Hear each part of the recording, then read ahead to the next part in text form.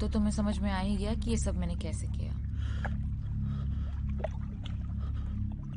मैं यहाँ कैसे आया? यहीं तो सब शुरू हुआ था, यहीं पे खत्म होगा। क्या चाहती हो तुम? तुम्हारे साथ एक ड्रिंक पीना चाहती हूँ।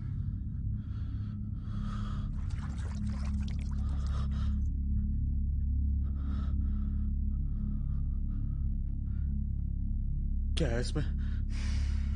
जो भी है, दोनों के ग्लास में वही है।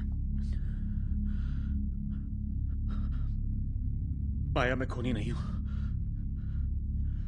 पता नहीं मुझे क्या हो गया था।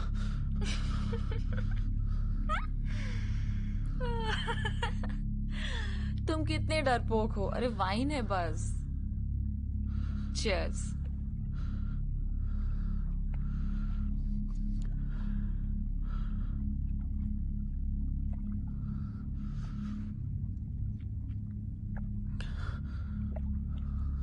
माया, उसे प्लीज कुछ मत करना।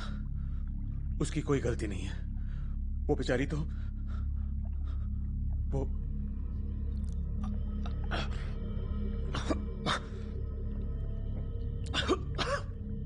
अजय, ये मेरा लास्ट मजाक था। I promise.